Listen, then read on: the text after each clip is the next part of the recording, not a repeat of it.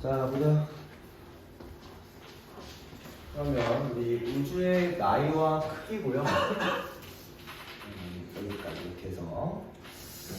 자, 일단은 배웠으니까 물어봅시다. 여기를 이제 이해를 하고서 기억을 할지 아니면 그냥 냅다 외웠을지는 잘 모르겠어. 근데 이해가 안 되면 자 여기서부터 지금 그 전까지는 사실 계산이 들어가 있다 보니까 이해가 가능해. 그리고 이해를 해야지만 문제를 풀어요. 식계산이 필요하니까. 근데 여기서부터 뭐 빅뱅 우주론 이야기하면 좀 괜찮은데 이거는 여러분 배웠던 거니까 이거는 당연히 뭐 기억하셔야 되는데 여기서 이 내용은 만약에 이해가 안 된다 그냥 외우세요. 알죠? 그냥 외워. 알겠어. 굳이 머리 대자는 머리로 이해하려 하지 말고 그냥 외우는 게 추천합니다. 자, 일단은 허블 상수가 클수록 우주의 나이가 어때? 유선아?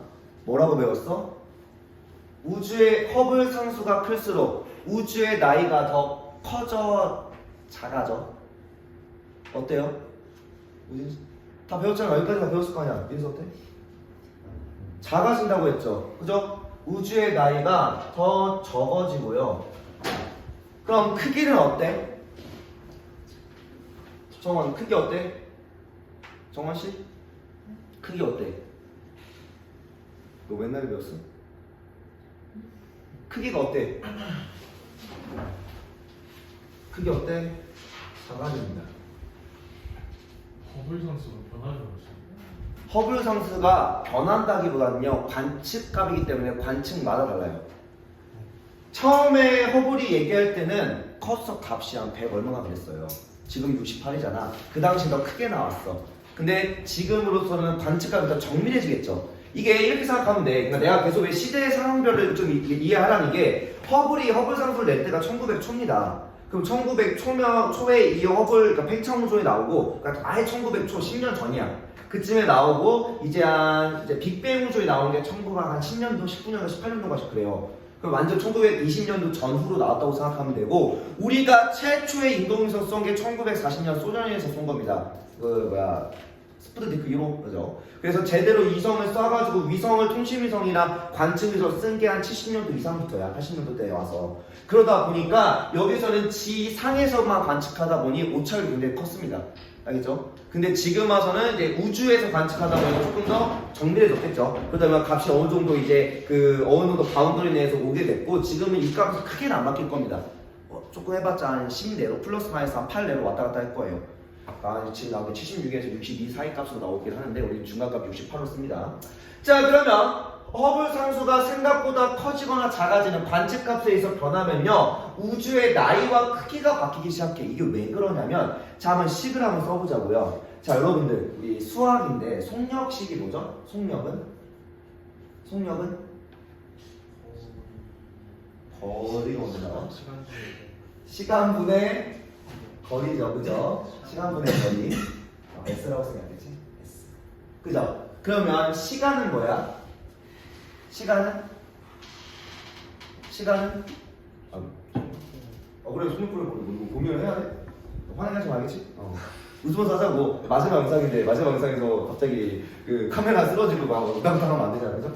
자, 그러면 이런 이야기입니다. 허블 상수의 즉 일정한 속도로 후퇴하고 있잖아. 후퇴 속도를 알면요 뭐야? 시간값을 낼 건데 자, 현재 거리만큼 멀어지는데 걸리는 시간을 우주의 나이라고 얘기할 겁니다.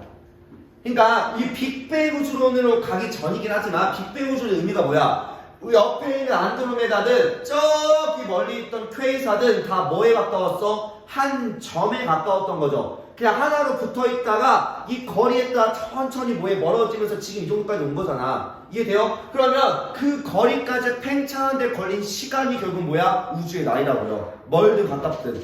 이해돼요? 그러면 이때 시간은 우주의 나이, 시간은 속도분의 거리, 여기서 거리를 R로 바꿀게요. R로. 그 은하까지의 거리니까 R로. 그러면 아까 식에서 V는 뭐였어? 후퇴 속도는 뭐 곱하기 뭐였죠? 허블 상수 곱하기 거리에 따라 거리에 비례한 거였잖아. 거리에 비례한 거기다 허블 상수를 곱한 속도였죠. 그죠? 그러면 이때 V는 후퇴 속도는 h 곱하기 r 분의 r이네. 뭐가 지워져? r이 지워지네. 결국 뭐야? 허블 상수분의 1이야. 이해돼요? 이거 왜 허블 상수가 커질수록 우주 라인은 왜 적어지나요는 이거 단 한 번씩 이거 하나 둘셋넷 안 써봐서 그래. 식 한 번이라도 여러분이 고민해봤으면요 반드시 이 둘은 뭐야? 역수기 때문에 반비례합니다. 알겠어요? 이 얘기야. 그래프상에서 동일한 거리까지 멀어지려면 r분의 v를 가지고서 이렇게 간다고 하고 두 번째 만약에 허블 상수가 커지면요 이때 극단으로 두 개로 보자. 이렇게 가면은 동일한 거리까지 얘가 도달하는 시간이 얘는 뭐해? 이 여기까지 속도가 v2랑 v1이 있어. 그러면 이 거리까지 동일한 r 거리까지 느린 속도로 가면 시간이 오래 걸리겠죠. 다만 여기서 이렇게 같은 거리를 현재 시점에서도 매우 빠른 속도로 통과하고 있다는 건 그 전에 더 빨리 가속을 받아서 더 빨리 여기까지 도달했다는 거잖아. 그래서 허블 상수가 클수록 해당 거리까지 걸리는 멀어진 시간이 더 줄어들어요. 이해돼요? 깔 안 되면 외우면 되겠잖아. 지금 많은 걸 말하잖아. 여기서부터는 설명은 할 건데 안 돼 그냥 외워. 알겠어? 여기까지 사실 여러분 고2에서 이제 이해가 가능한 선인 것 같아요. 여기까지 딱. 여러분 뭐 상해수 이론도 배우고 그러잖아. 그지? 특수상해서만 배우긴 하지만 그죠? 그거 이해할 정도면 여기 다 충분히 이해해요. 그죠? 자 그래서 역수야 결국 반비례하다는 이야기고요. 자 그 다음에 은하의 후퇴 속도. 자 은하는 결국 뭐해? 물질이죠. 물질. 우리가 무언가를 바라볼 때 이 물질의 속도가 뭐는 넘어설 수 없을까? 광속을 넘어설 수 없어. 다만 이제 여기 시점부터 슬슬 우주를 하나의 그 시뮬레이션 그냥 아예 별개의 공간으로 바라볼 거야. 우리가 완전 초월자가 돼서 이렇게 우주를 떨어져서 봐야지 여기가 이해가 잘 돼요. 알겠죠? 암흑 물질지 암흑 에너지까지 가려고 하면요. 알겠지? 우주 안에 이 우물 안에 살고 있는 개구리가 우물 밖에서 항상 못하듯이 우리는 밖에서 안을 들여다보시고 우주를 밖에서 바라봐야 됩니다. 그러면 이 우주라는 공간의 그 리미트, 속도 리미트가 뭐야? 광속이야. 이해돼요? 그럼 광속을 넘을 수 없다 보니까 자 결국은 계속 속도를 가지고 올라가다 보면 뭐가 돼? 뭐에 도달해? 최고 속도에 뭐에 도달해요?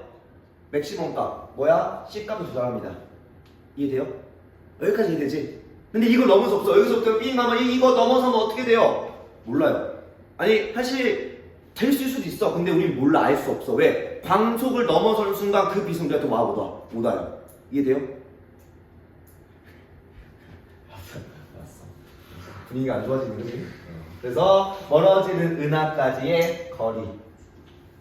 즉 이때 나온 이 C 값이 떨어지는 이 순간에 이 특정 거리 R max가 될 거야. 이 최대값이 뭐야? 우주의 경계선입니다. 우리가 알고 있는 우주, 현재 우리의 과학기술을 우리가 인지한, 우리가 관측 가능한 우주의 경계는 여기까지야. 그래서 이거 우리가 나중에 우주의 지평선이라고 부를 겁니다. 알겠나요? 자 그래서 그러면 우주의 거리까지니 자 일단은 자 이때 C, 이 C가 뭐하냐? 빛의 은하의 속도야. 은하의 속도, 최대 속도는 h 곱하기 r이죠. 그죠? 이게 C가 됐을 때는 뭐야? C표. 그래서 얘가 지금 뭐가 돼? R은 그러면 거리는 H분의 C가 되겠죠. C가 되겠지. 이렇게 되겠죠. 그죠? 근데 얘는 뭐야? 이 C 값은 우리 이 우주라는 공간은 뭐해? 이 C 값은 고정돼 있잖아. 30만 km/s라고. 그죠? 얘는 뭐야? 상수값이야. 상수. 즉 고정이에요. 그러면 얘처럼 역수라고 할 수는 없어. 역수는 아니야. 역수는 아닌데 얘는 뭐야? 얘랑 얘랑 서로 비례반비례. 결국 이 속도에 도달하는 거리까지인 거죠. 그죠? 결국 이 둘은 뭐야? 반비례 관계지. 이해돼? 이해돼? 그래서 뭐만 기억하면 된다? C가 우주의 나이와 우주의 크기. 그냥 그래서 나이와 크기는 누구의? 허블 상수에 반비례한다라고 생각하면 됩니다. 반비례한다. 알겠죠? 이것도 식으로 얘기해봐. 식으로 그래프로 식으로 얘기 끝났고 그래프로 얘기하면 이거야. C가 맥시멈 C가 여기까지야. 여기까지 도달하는 게 요거냐 이 차이예요. 이해돼요? 그러면 이만큼 거리가 걸릴지 이만큼 거리가 걸릴지는 허블 상수의 길기 1번과 2번에 따라 다르겠죠. 이해돼요? 식이 이해가 안 되면 그래프를 그리면 돼. 그래프는 여러분 편의성에서 그래프를 그리는 겁니다. 그 그래프에서 여러분이 나중에 식을 뽑아내면 되는 거고요. 알겠죠? 그래프를 싫어하지 않길 바랍니다. 자, 그러면 허블 상수로 할 수 있는 게 뭐야? 은하까지의 거리 알 수 있죠. 거리 알 수 있고요. 그 다음에 은하의 후퇴 속도, 우주의 크기, 우주의 나이로 얘기할 겁니다. 그래서 아까 이 허블 상수가 68km/s/메가파섹이거든요. 근데 얘 값이 이거 계산 가능하다고 했죠. 이거 이 둘이 서로 같은 위치에 오는 거라서 킬로미터랑 메가파섹 계산해가지고서 올려버리면 뭐가 되냐? 이제 이게 그 시간이 나와요. 이게 지울 수 있는 값이야. 어쨌든 그래. 알겠지? 아무튼 그래서 이거 계산하면 138억 년 나옵니다. 이도 현재로서 얼마? 138억 년 정도 나오고요. 그리고 그 우주에까지의 거리도 이제 물론 이 거리 측정하면 더 크게 나와요. 400 얼마 나옵니다. 나오게 하는데 이건 나중에 얘기할게요. 어쨌든 우리가 관점에서 있고 없고에 대한 차이고. 자, 3번 4번 빨리 또 넘어가자. 자, 그래서 뒤로 넘어가면요. 그래, 앞에까지는 좀 빡빡했지. 씩 나오고 뭐 역수 취하고 뭐하고 나누고 곱하고 나누고 막 했잖아. 여기는 이제 그런 거 없어. 여러분 이제 고1에서 빅뱅 우주론하고 정상 우주론 배웠죠. 그죠? 그치? 다 배웠잖아. 그죠? 안 배웠으면 공부 안 했거나 학교에서 그 자체 배웠거나. 그죠? 너네 공부 안 했겠지. 그지? 자, 그래서 여러분이 고1 때 배웠던 내용이기 때문에 여기는 빨리빨리 짚고 넘어갈 겁니다. 자, 혹시 나는 이 빅뱅 우주론과 정상 우주론에서 각각 누가 주장인지 안다. 일단 이 그림만 봤을 때 오른쪽이 우주라 뭐야? 정상 우주론. 누가? 아인슈타인. 이야! 아인슈타인은 정적 우주론, 즉 우주가 팽창하지 않다고 주장했습니다. 그리고 그 뒤로 절대 우주론에 대해서 건들지 않았어요. 그 뒤로 우주론을 아예 생각도 안 합니다. 우주론, 나 이건 내 쪽 아닌 것 같다. 안 해 하고서 도망칩니다. 도망치기 아니라 그냥 안 건드려요. 그냥 난 우주론 안 할게 하고서. 자, 여기는 정상 우주론의 누구? 물론 프리드먼은 아예 팽창 우주론 다요. 프리드먼 또는 프리드먼은 팽창 우주론 전체를 다 설명한 사람이고요. 그 중에서 정상으로 빠진 게 물론 들어갈 수 있을 것 같긴 한데 여기가 호일입니다. 호일 주로. 들어본 적 있죠, 그죠? 들으니까 알겠지, 그지? 그러면 빅뱅 우주론은 누구야? 가모프, 그치? 그래, 다 배웠잖아. 가모 또는 프. 그냥 가모라고 하기도 해요. 이 사람이 저기 그 소련사님만 그래가지고서 뒤에 마지막 발음이 FF더라고. 그래서 이제 미국식으로 하면 그냥 가모라고, 거기식으로 하면 그냥 가모하고 끝내고, 우리가 그냥 읽으면 가모프라고 이렇게 되고. 그런 차이 같은 말이야. 자, 그래서 빅뱅 우주론은 정리하면 뭔 얘기야? 모든 물질 에너지는 한 점에 있다가 뻥 했어. 그래서 현재와 같아졌어. 정상 우주론도 팽창이가 똑같은 거 아닌가요? 팽창은 팽창이야. 둘 다 팽창 우주론입니다. 팽창은 팽창인데 온도와 밀도가 변하지 않고 일정한이야. 이미 이름 안에 들어가 있어. 빅뱅은 한 점의 폭발. 그 폭발은 뭐야? 그 물질 에너지만 가지고 흩어진다는 이야기고, 정상은 우주가 팽창, 크기가 커지더라도 뭐 안 한다? 밀도 변화, 온도 변화 없다라는 거야. 물질의 총량은 대신 증가해야겠죠? 그죠? 자, 그래서 이 은하들이 후퇴하고 우주가 커져가면서 공간에 새로운 물질들이 들어온다라는 이야기입니다. 그죠? 자, 그러면 특징은 빅뱅 후에 우주가 팽창하는 과정에서 우주의 총질량은 빅뱅 우주는 어때요? 일정이죠. 자, 팽창을 통해 부피는 되게 어때? 부피 진다. 그리고 질량 변화 없고 밀도는 수량 어때요? 감소. 온도 고지는 어때? 네. 온도는 증가 일정 감소.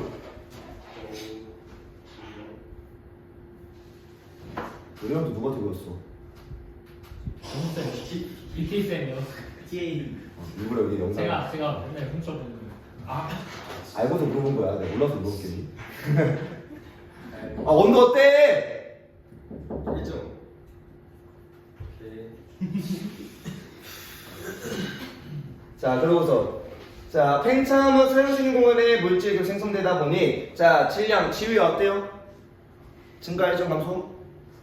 증가. 동균아 밀도 어때?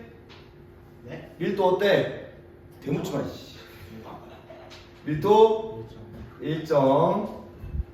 정원아 온도? 질문 안 하니까 긴장을 안 하지, 그지? 온도? 우정 어때? 1점이요. 여기서 일정하다고 하고 왔잖아, 제발. 너네가 얼마큼 집중하고 있는데 이거 듣고 왔으면 이거 내가 한번 읽었으면 여기서 다 채워질 거 아니야. 집중을 해.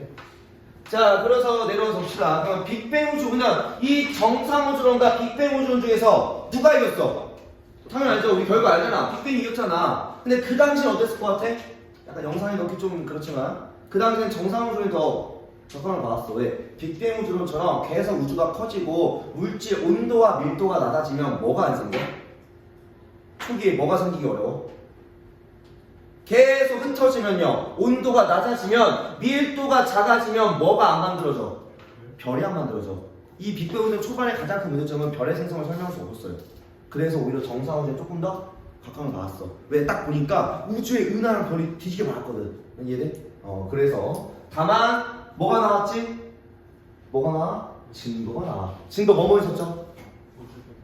우주 배경 복사라. 민서 또 뭐 있었어? 뜨거니가 감겼네.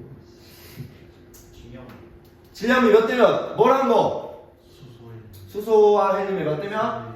3대 1이죠, 그죠? 이거 여러분들 사실 이건 모를 수가 없어. 고1에서 이거 몰랐으면 점수가 비참해졌을 거거든. 이게 최소한 서답형이나 단답형으로 서술형으로 꼭 나왔던 이야기여서 이걸 모를 리가 없어. 다 까먹어도 이건 기억해, 그지? 학교 다녔으면, 그죠? 자, 그래서 예측했던 우주 배경 복사와 수소와 헬륨의 질량비가 반측으로 나옵니다. 나와요. 그래서 이거 빅뱅이 옳았네. 즉 우리 위에서만 가모표 추정이 옳았구나라고 추정하게 돼요. 자, 그래서 우주 배경 복사라고 할 건데, 자, 우주 배경 복사는 빅뱅 이후의 온도가 약 몇 도? 기억나? 여기 뭐라도 이해할게. 괜찮아. 3천? 오, 3000 켈빈입니다. 여기가 3이 되게 많이 나와. 혹시 이것도 학교에서 야 이거 고1 때 했으니까 고1 때 이거 알고만 있으면 돼. 여기 문제 거의 안 낼 거야 라고 하시는 쌤도 계시고, 야 이거 빅뱅 우주론 너네 고1 때 배웠잖아. 나 학습지에 있으니까 싹 다 읽어봐야 되는데 이거 문제 낼 거야 라고 하는 쌤도 계세요. 알겠죠? 그러니까 나도 설명을 다 해야 돼. 알겠지? 학교마다 다르게 하는 건 나도 알아요. 자, 3000 켈빈이고 일단 빅뱅 우주론에서 3이라는 숫자가 되게 자주 나와요. 되게 자주 나옵니다. 그래서 이때 빅뱅 우주 배경 복사가 3000 켈빈에서 빛이 흩어지며 우주의 나이가 약 몇 년일 때? 38만 년일 때죠. 38만 년일 때 퍼져나간 거고요. 그러면서 그 당시에 이걸 우리가 뭐라고 불러? 자, 이 38만 년을 기점으로 우주가 뭐야? 투명과 불투명으로 구분하죠. 이게 왜 이런지 이제 고1 때는 이해가 좀 안 돼도 고2쯤 와서 그 통합과학 끝내놨고 혹시나 물리나 화학을 들어봤으면 이 부분이 원자의 구조와 스펙트럼을 들었으면 이제 여기가 이해가 된다고요. 그죠? 물론 그때도 설명했겠지만, 자 먼저 우리 38만 년 전에는 투명했어 불투명했어? 불투명하다고 했죠. 이 당시는 불투명한 우주였고요. 왜? 여러분 빛이라는 걸 뭐라고 불러요? 빛을 물리에서 뭐라고 불러? 우리 물리들 빛을 무슨 파? 무슨 파라고 해? 전자기파라고 하죠. 빛이라는 게 뭐야? 전자기파, 즉 전자와 상호작용하면서 흡수 및 방출되는 게 빛입니다. 이해돼요? 그러면 이 38만 즉 3000 켈빈이 되기 전, 그러니까 이상이죠. 3000 켈빈보다 온도가 높았을 때는 전자와 원자 핵이 분리돼 있어. 그러면 전자가 엄청나게 빠른 속도로 움직이면서 뭐랑 상호작용해? 빛을 흡수하고 방출하면서 빛의 직진을 막습니다. 이해돼요? 그래서 빛이 이 우주 공간 내에 퍼져 있는 전자에 의해서 빛이 상호작용을 당해서 직진할 수가 없게 됩니다. 그래서 안에서 직진하지 못하고 안에서 갇혀 있어서 불투명한 상태가 돼. 왜? 투명하다는 말은 내부에 있는 빛이 나한테 직진으로 나와야 되거든요. 이해돼요? 그래야 관측이 되고 들여다볼 수 있습니다. 그러면 여기는 뭐에? 투명한 우주가 되어 있는 건 전자가 누구랑 묶여? 이제 원자핵과 전자 간의 전자기 인력이 더 강해지는 시점에서 전자가 원자핵 주위에서만 돌기 시작합니다. 그래서 이때 결합하며 원자가 만들어지니 우주 대부분이 빈 공간이다 보니까 빛이 그 빈 공간으로 퍼져 나가서 우주가 투명해졌다라고 추정하게 돼요. 알겠죠? 모든 방향으로 빛이 퍼져 나갔다. 그때가 38만 년 3천 켈빈이라고 생각하면 됩니다. 알겠죠? 고1 때는 대충 외우기만 했으면 이제 고2쯤 됐으면 물리랑 화학에서 어디 주워드는 게 있다고 하면 좀 이해를 제대로 합시다. 알죠? 그래야 암기를 추가로 안 하지. 당연하게 돼야지 여러분이 쉬워요. 자, 그래서 3000켈빈의 반성전대 복사가 우주로 나가면 현재 약 얼마로 보이죠?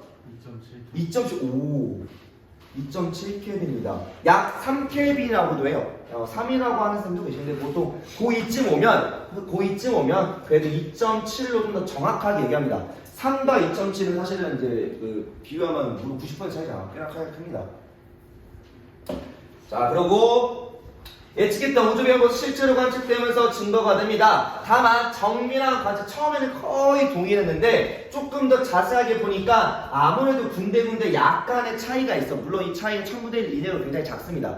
그러니까 1000분의 1이 저거야. 0.00이 몇 켈빈 정도? 이거 엄청 작은 온도예요. 엄청 작은 온도. 그래서 전체적으로는 거의 균일하긴 한데 근데 반에 따라 약간의 미세한 차이가 존재하고요. 이 미세한 차이를 별하고 은하에 대한 그러니까 별하고 은하에 의해서 이러한 차이가 존재한다라고 추정합니다. 알겠죠?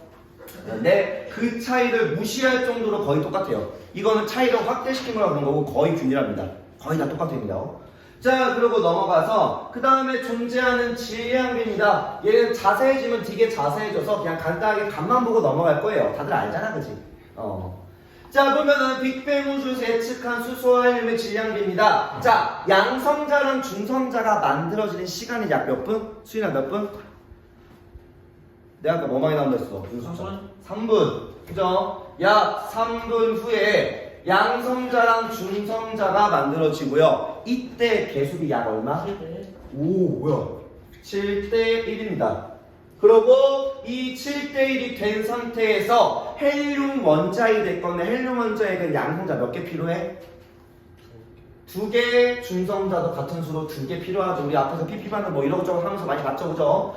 자, 그래서 헬륨 원자액이 만들어지고요. 그렇게 만들어진 수소 원자액과 헬륨 원자액의 질량비가 약 얼마?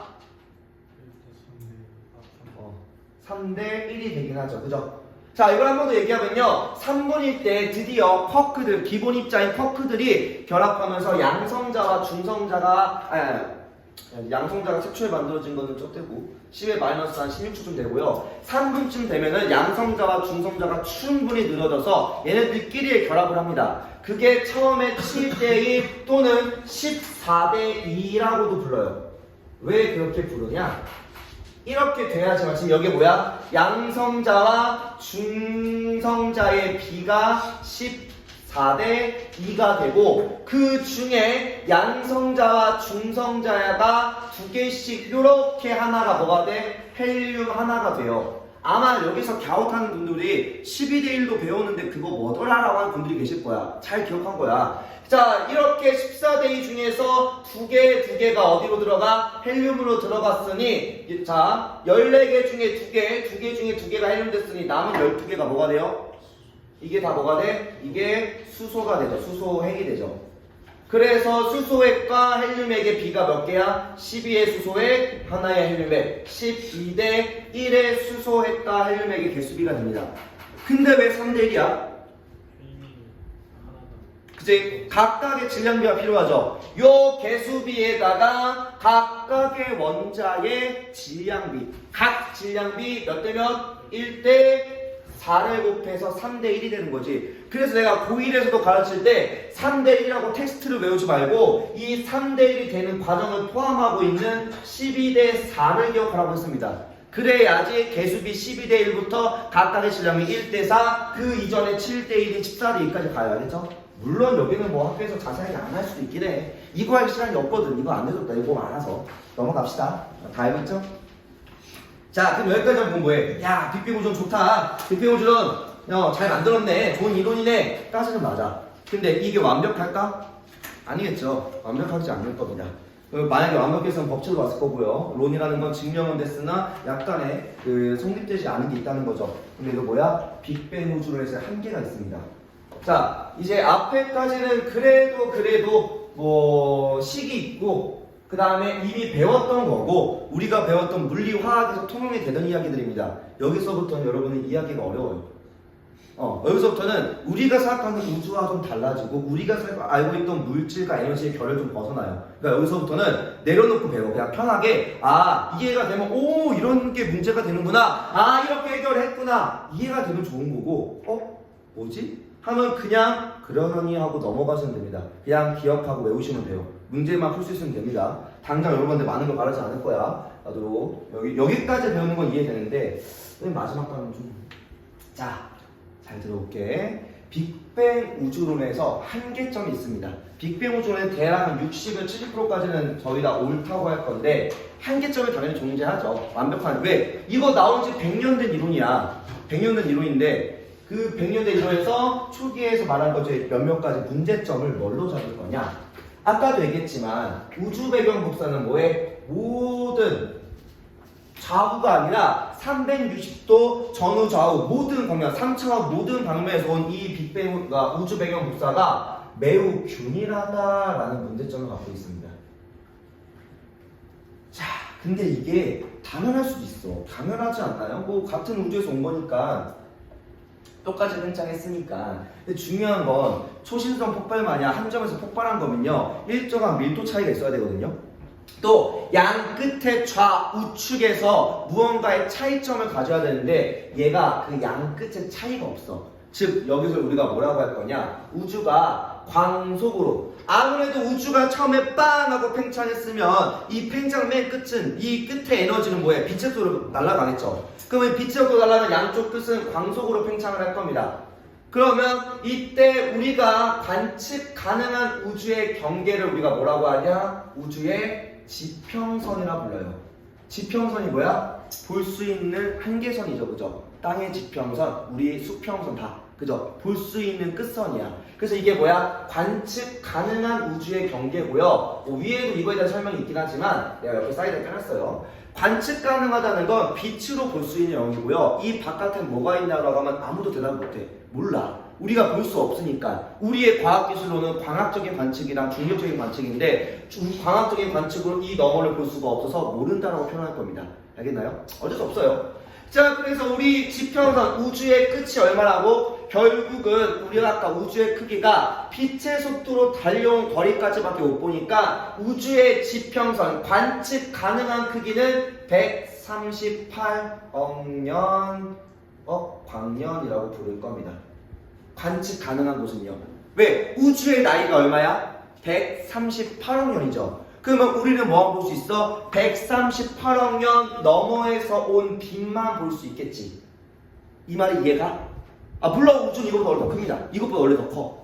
물론 빅뱅 우주 상수로만 따졌을 때 그것보다 더 큰 거 맞아. 근데 이것보다 더 커도 우리가 볼 수 있는 건 요만큼밖에 못 봐요. 알겠죠? 현재 우리 지구 위치에서. 자, 그러면 이때 이 한 점에서 뿌악 하고 팽창을 했어. 그러면 얘네가 빛의 속도로 펑 하고 팽창해 나갔으니까 이 끝에 있는 빛이 138억 년 동안 왔겠죠. 근데 중요한 건 양쪽 끝으로 팽창을 광속으로 갔다고 하면요, 이 폭발 이후에 양쪽 끝에 빛을 섞인 적이 있어 없어? 단 한 번도 없어. 그러면 우리가 받은 이 우주의 경계에서 어떠한 관측 가능한 경계에서 본 이 138억 년 우리가 볼 수 있는 끝점에서의 빛을 우리 지구의 양쪽 어디서 받습니다. 이렇게 받아요. 138원은 점퍼의 빛을요. 근데 이 빛이 양쪽 끝에서 온 양쪽 좌우측, 우리 지구 반대와 반대에서 받은 이 우주배경 복사가 완벽하게 똑같아. 거의 동일합니다. 폭발해서 갔다고 하면은 양 끝에 무언가의 차이점이 있어야 되는데 그 차이점이 보이지 않을 만큼 뭐해? 모든 방면에서 온 애들이 또 뭐한다? 뭐해? 다 동일하게 나와요. 이게 이상하다고 찍는 겁니다. 왜 그러냐? 만약에 양쪽 끝의 지역은 서로 상호작용이 가능해? 불가능해? 불가능해. 이게 불가능하단 말이 무슨 말이냐? 최대 속도로, 그러니까 우리가 어떠한 게임에서 최대 속도로 갔으면 다시 돌아오는데 최대 속도로 걸리겠죠. 근데 그 최대 속도로 간 애가 돌아왔는데 양쪽 끝끼리 만난 적 없는 애가 동일한 정보를 들고 있어. 이거를 다른 데서 뭐라고 설명하냐? 지구 반대편에 있는 이 영국의 문화랑 우리의 문화랑 동일한 게 있어. 갑자기 젓가락 짚는 게 똑같고 이런 게 같아. 그럼 서로 섞인 적이 있어야 될 거 아니야. 근데 이 정도가 아니라 우리랑 다른 행성에 있는, 말 그대로 우리가 진화가 열심히 이제 발달해가지고서 저기 센타우리 별에 어떤 행성을 갔어. 근데 걔네가 딱 가니까 갑자기 우리랑 비슷한 문화, 생김새도 비슷해. 그럼 우리 무슨 생각해? 우리가, 얘네들은 언젠가 우리에서 파생된 애거나 아예 독립적으로 진화했는 동일하게 나타날 수 있어? 없어? 없겠죠, 그죠? 그러면 어디선가 이제 우리가 외계에서 온 종족에서 둘 다 이제 씨앗이 부러졌거나 아니면 걔네가 우리한테 뭔가 지구에다가 이렇게 신고 갔던가 이렇게 생각을 하겠죠, 그죠? 자, 이 얘기입니다. 얘네들은 단 한 번도 섞인 적이 없는 애들, 섞일 수 없는 구조인데 동일한 물리값, 동일한 정보값을 가져. 그래서 이게 말이 안 되더라. 단 한 번도 섞인 적 없는 빛이, 섞인 적 없는 에너지가 동일한 값을 가지는 건 너무 균질한 까닭을 설명할 수 없어. 왜? 섞일 적이 없던 애들이야. 그래서 이걸 우리가 우주의 지평선 문제라고 합니다. 여기 문제가 뭐야? 섞인 적이 없는, 상호작용할 수 없는, 즉 섞인 적이 없는데 동일해. 없는데 동일해 물음표라고 생각하면 돼요. 알죠? 이렇게 내가 추가로 가는 게 뒤에서 이거 해결하는 걸 요거를 이제 풀었을 겁니다. 이걸 풀기 위해서 뒤에서 한 가지 이유가 더 나와요. 일단 여기까지 설명을 쉬었다 할게. 자, 그 다음에 관측에 의하면 우주는 거의 완벽하게 평탄하다라고 말해요. 이것도 힘들어. 이게 여러분 우리가 3차원에 살고 있어서 3차원 그림을 그리면 3차원 이야기가 어려워. 3차원을 표현한 2차원 그림은 쉽죠. 면에 대한 그림은 쉽고 직선에 대한 1차원 그림은 쉬운데 3차원은 이야기가 좀 어렵습니다. 우리가 그 공간에 살고 있다 보니까 4차원 저는 이야기 힘들고요. 약간 이런 거야. 자, 다시 한번 설명하면 우주가 여기 있다가 이렇게 팽창을 했어. 그러면 뭐가 됐든 약간의 공유를 좀 가져야 되죠. 그죠? 약간의 이렇게 이 특이점에 대한 공유를 좀 가져야 돼. 근데 실제로 은하나 무언가가 멀어지는 속도랑 방향값을 보니까 뭐가 돼? 이때 공률이 안 나타나고 거의 직선처럼 나타납니다. 팽창하는 정도가 그냥 직선에 가깝게 가버려요. 이해돼요? 그러니까 이때 우주의 밀도가, 즉 관측이 우주의 표면, 3차원적 표면이 팽창을 하고 있으면 그래도 어느 정도 공률이 있어야 되는데 공률이 거의 없게 평탄하게 나타나더라. 그러면 우주가 과연 어떠한 점에서 지금의 시점에 138억년만큼 팽창하게 맞느냐라고 질문하는 거예요. 이해돼요? 이게 안 맞더래. 그죠? 여기서부터 절반 이해 못합니다 이제. 그냥 그러니 해. 괜찮아. 편평설 이야기고요. 그래서 우주 초기의 밀도가 특정 값. 물론 이게 정확한 설명은 아니지만 이렇게 이해하면 돼요. 그러면 우주가 팽창할 때, 야, 우리가 관측하니까 너무 네모난데? 그 말은 우주가 처음에 네모나게 팽창했나? 라고 생각하는 거야. 그럼 말이 안 되잖아. 그죠? 이해돼요?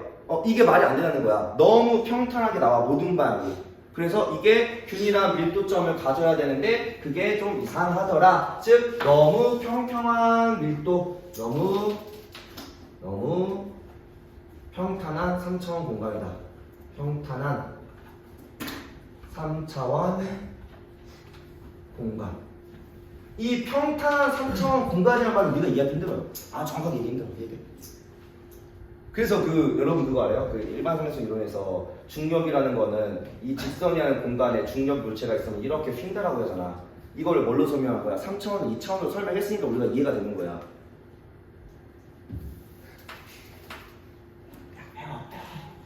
힘들어. 아니 이거 왜 그런지 모르겠어. 나도 머리 아파. 자 그리고 마지막 자기월극입니다. 아 얘는 진짜 그래. 얘는 이때 계산적으로 있대. 이론적으로 있고 계산적으로 존재할 수 있대. 즉 자 일반적으로 자석은 n과 s이 동시에 존재해야 되는데 한 극만 존재하는 걸 우리가 자기홀극이라 불러요.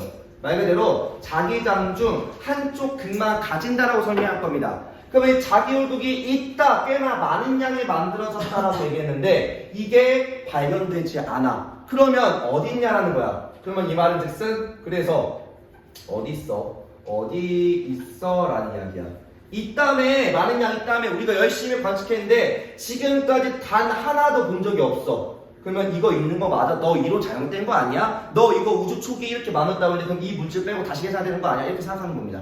알겠나요? 일단은 이거 개념이랑 이름만 좀 외워두면 돼. 단답형으로 많이 물어봐. 문제, 어떤 문제가 있었는지. 알겠죠? 일단 여기까지 하고 잠깐 머리 식혀. 알겠지?